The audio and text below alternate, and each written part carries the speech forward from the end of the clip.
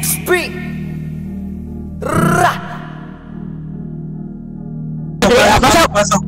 Pista na ba na bayag? Sige panagto, baka di kayo na-inform na ngayon ay halimaw na yung batang uhugin na dati nyong in-ignore. Bilang patunay na di kayo bagay ihanay sa dati nyong in-score. Ngayon sa lakas ko pag bumundol, yan ay hanggang Japan pag nagpalindor. Kamusta lahat ng mapagmaliit? Ngayon yung subukan manlait ulit. Ganyan lang talaga yung mga inggit. Galit na galit sila sa malulupit. Kaya pasensya pag minahagit. Sarap ba sa piling ano masakit? Ganyan talaga paglamag sa loob mong humanga at pagtakot mong bumili. Puta diba napakasakla? Ginigiit na wala kong talento pero isa ka sa napakapag. Sige tigilan nakakaputak, sa pandinig mo ay isalpak. At na mahina laman na awitin hanggang sa ang utak mo'y mabakbak. Ano masarap ba? Nakakatawa lang lahat mga talangka. Pare-pareho ng kinahiligan pero ba't naghihilahan pababa? Dahil ba di matanggap na kinayo ko na lahat ng hindi nyo magawa? Parang hinamak nyo lang mga karagatan na ang gamit lang ay bangka. Hibang ka na yata. Hibang ka na yata. Hibang ka na yata. Hibang ka na yata. Lahat na may maling tono, makakababa na sa trono. Handa naman akong pakinggan kayo, wag nyo lang ako gawing bobo. Bueno, eto na ang malinaw na sagot ko sa napakalabong tanong ko. Bakit ako sumusulot o papatunayan na hindi ako patapon? Alam nyo ba yun? Malamang hindi kasi hindi kayo alisto. Sa sobrang bulag nyo sa katotohanan, lahat kayo ay pinanisko.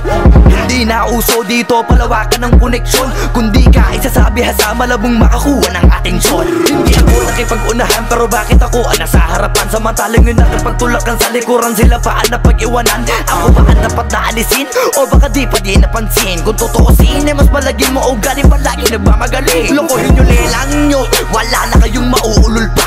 Sa panahon na to sa listahan na mahusay ako ay nakaburda. Lahat pahiya, walang hiya na ngayon yung matagal nyo nang kinutya. Paano ba yung panahon ko naman dahil yung panahon nyo ay tapos na? Shout out to my boy Flow G. I'm gonna kill this shit right now. Yeah. Pen. Ang mundong to'y lunod sa inggit, puro linta ko magsisipsip. Kapag may bago na ko, antimano tingin na agad nagsusumiksik. Kaso iba ko pag may nakita ko, meron na agad ako na bagong plano kung paano maglaho yung taong ayaw mag-iba. Yung papalitan ko na ng bago.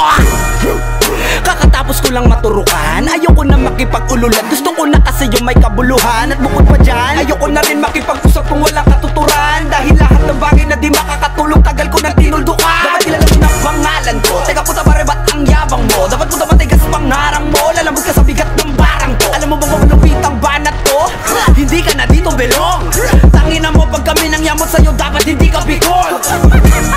Paano mo nasabi na hindi ko kaya makipagsabayan sa mga ganitong pataya? Kaya kung tapakan na pangalan mo, putangin na mo ngayon sinusutin magaling. Isang baheng para sa mga praneng. Hanggat wala akong nakikitang duguan, wala akong sasantuhin. Pag naakit-dagit sa'kin kahit di ka lumapit, gamit karit ibibiting ka ng patiwarik. Habang umiiyak at sumisigaw ng bakit matik sa'kin. Grabing pasakit kapag sumapit, hindi pwedeng hindi magpapanik. Matakot ka na pag ako ang nagalit, ako ang tulay mo patungo sa langit.